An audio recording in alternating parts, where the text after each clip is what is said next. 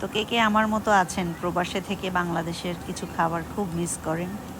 আমি কিন্তু এরকম একজন মানুষ। বিশেষ করে আমার কচু লতি সবজি শাক এগুলো খুবই পছন্দ, বাট আমি এমন একটা রিমোট এরিয়াতে বসবাস করি, বাংলাদেশি কমিউনিটি থেকে এতটা দূরে যে এইখানে আমার পক্ষে কোনো কিছু পাওয়াই সম্ভব না। তো আমি মাসে দু একবার হয়তো বা বাঙালি কমিউনিটির কাছে যে বড় বড় গ্রোসারি আছে ওখানে যাই, ওখান থেকে বাজার করে নিয়ে আসি, তারপরে ফ্রিজে রেখে সেটাকে 2-3 মাস খাই, দেন তারপরে আবার যাই। যেহেতু অনেক দূরে, তো যার কারণে খুব একটা যাওয়া হয় না বাজারে। তো আমাদের বাসা থেকে গ্রোসারি করতে গেলে 2 ঘন্টা ড্রাইভ, এত দূর যেতে হয়, আবার 2 ঘন্টা ড্রাইভ আসতে হয়, অলটুগেদার 4 ঘন্টা সময় লাগে। তো যার কারণে আমরা 2 মাস পরে অন্তত একবার বা 1 মাসে একবার, ম্যাক্সিমাম টাইম 2 মাসেই একবার যাওয়া হয় গ্রোসারি করতে। আর বাকি যেগুলো আমাদের প্রয়োজন হয় ওগুলো আমরা কাছাকাছি যে আমেরিকান সুপার শপ, অলমার্ট, ওয়েটম্যানস, আলদি এগুলো থেকে নিয়ে তারপরে জীবনযাপন করি।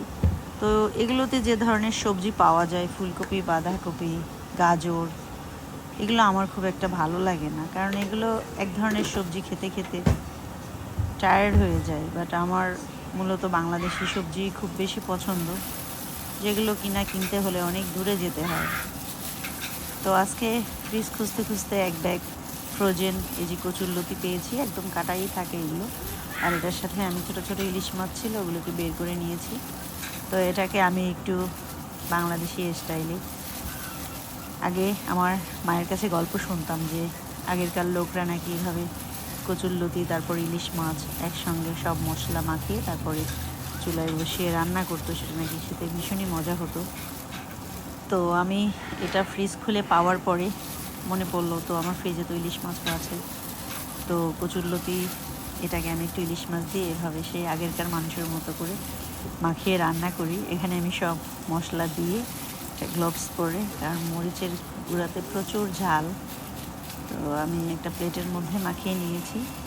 অবশ্য প্লেটটা ছোট হয়ে গেছে, মনে হয় আশেপাশে পড়ে যাচ্ছিল।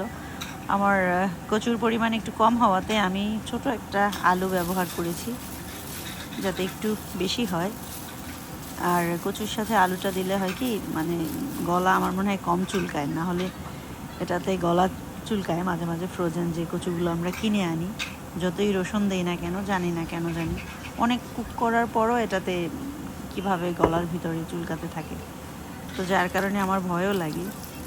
তো ফাইনালি মাখানো শেষে আমি একটু তেল আর এখানে একটু আমি পানি দিয়ে দিয়েছি। এখন এটাকে আমি ঢেকে চুলায় বসিয়ে দিব, তারপরে রান্না করে নিব।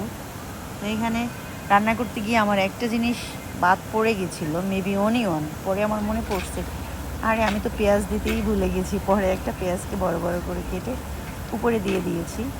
এখানকার পেঁয়াজগুলো খুবই নরম, সেদ্ধ হতে খুব একটা সময় লাগে না। তো কার কার আমার মতো এভাবে কচু দিয়ে ইলিশ মাছ খেতে ভালো লাগে? একদম আমি এটাকে মাখা মাখা করে তারপরে একটা ঢাকনা দিয়ে মিডিয়াম হিটে সেদ্ধ করে নিব। পরে আমি পানিটা শুকিয়ে গেলে এটাকে নামিয়ে ফেলবো। তো আমাদের বাসায় এটা কেউ খাবে না, শুধু আমার জন্যই করা, কারণ আমাদের বাসায় এই কচু বা মাছ এই টাইপের খাবার কেউ খুব একটা খায় না। আমাদের বাসার সবার পছন্দ মুরগি, বিশেষ করে বাচ্চারা চিকেন খেতে ভীষণ ভালোবাসে, আর বড়রাও। আর আমার মুরগি বা গরুর মাংস বা খাসির মাংস কোনো কিছুই পছন্দ না। আমার সবচেয়ে পছন্দের হচ্ছে মাছ আর সবজি। তো সবার জন্য অন্য কিছু রান্না করলেও আমার জন্য আমি চেষ্টা করি একটু মাছ আর সবজি করার। তো এখানে পাশে আমি কোয়েলের ডিম ভুনা করেছি, এখানে সবজি করলাম, আর এটার সাথে আমি আমার ফার্মের যে কবুতর আছে সেগুলোও রান্না করব। তো এই দুটো রান্না করা শেষ, তারপরে আমি কবুতরটা রান্না করে নিব। তো রান্না করতে করতে আমার দুপুরে লাঞ্চের সময় হয়ে গেছে। তো আমি একটু আমার জন্য খাবার নিয়ে নিচ্ছি। একদম গরম ধোয়া ওঠা আমার সবজি আর ইলিশ মাছ, খেতে ভীষণ মজা হয়েছিল, অনেক মজা।